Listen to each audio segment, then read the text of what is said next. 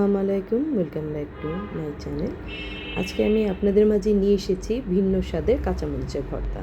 এই রেসিপিটি তৈরি করতে যা যা লাগবে তা একটু করে দেখে নিচ্ছি। তার আগে আমার চ্যানেলটিকে যারা এখনও সাবস্ক্রাইব করেননি প্লিজ সাবস্ক্রাইব করে নেবেন।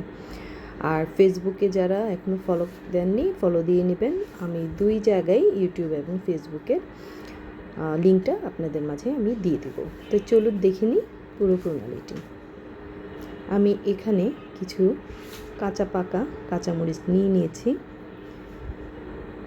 আমার সেই বিখ্যাত কালো ফ্রাই প্যানে। এখন এগুলোকে ভালো করে টেলে নেব।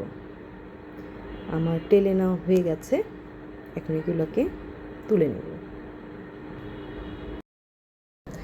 এখন সেম প্যানে আমি দিয়ে দিব হচ্ছে পেঁয়াজ পাতা। আপনারা চাইলে এখানে পেঁয়াজ কুচিও ব্যবহার করতে পারেন, যেহেতু নতুন পেঁয়াজ পাতা উঠেছে তাই আমি পেঁয়াজ পাতাটা ব্যবহার করছি।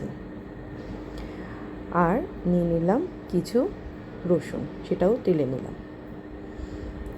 এখন দিয়ে দিয়েছি কিছু ধনিয়া পাতা কুচি। এটা ভালো করে টেলে নিতে হবে যাতে এর পানিটি সম্পূর্ণ শুকিয়ে যায়।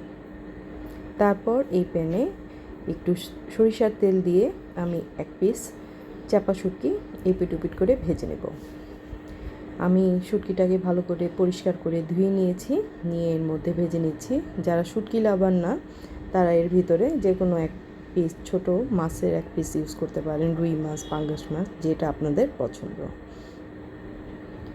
ভাজা হয়ে গেলে আমি এটাকে তুলে নেব। সব কিছু আমি শিলপাটায় নিয়ে নিয়েছি। এখন স্বাদ মতো লবণ দিয়ে বেটে নেব।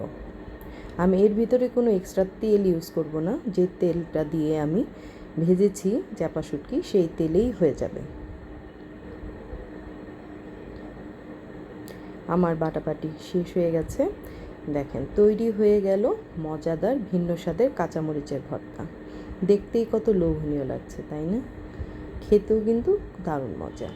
তৈরি হয়ে গেল মজাদার ভিন্ন স্বাদের কাঁচামরিচের ভর্তা।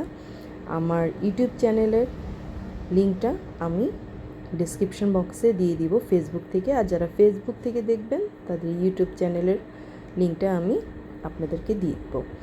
আর আমি বসে গেছি গরম গরম ভাত নিয়ে ভর্তা খেতে। আপনারা অবশ্যই বাসায় ট্রাই করবেন। আপনারা সবাই ভালো থাকবেন, সুস্থ থাকবেন। আল্লাহ হাফেজ।